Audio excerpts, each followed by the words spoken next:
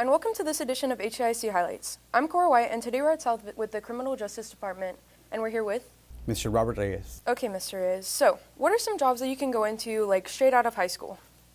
Straight out of high school, what we do is, what we offer here at Harlingen South is a private security level 2 certification. Mm-hmm. So once you graduate, you can get that certification. You can immediately start working for a security company as a level 2 security guard. Okay.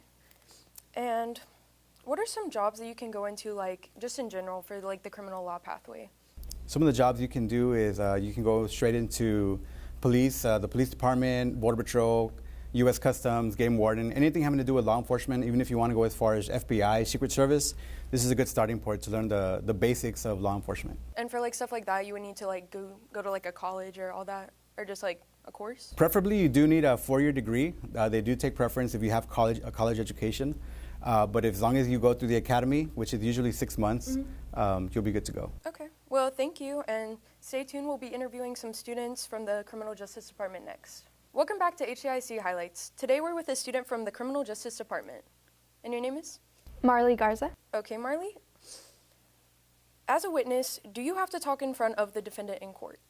You can choose, if you choose to be in person, you do have to talk in front of the defendant, but you can also choose to stay anonymous and submit a recording or something written for your safety. Mm-hmm. And is the district attorney like my attorney, or would I need to like get my own attorney?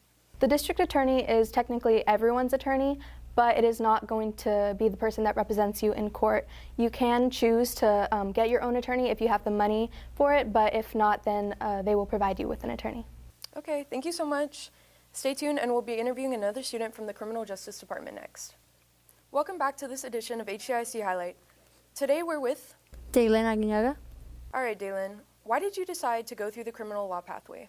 I decided to go through this criminal pathway because I really grew up with a lot of role models, and it really just intrigued me, and I just love the adrenaline I get from that pathway. Okay, and what's the importance of criminal justice like to you? I would say the importance of criminal justice is just learning here from Harlingen South. You get a lot of information, when you graduate, just if you were going to go into that pathway, it's very easy because you already have the flow of how it's going to go, so you already know to experience. Yeah. Okay, well, thank you so much for joining us. Yeah, of course. And stay tuned, we'll be interviewing one more student for the Criminal Justice Department.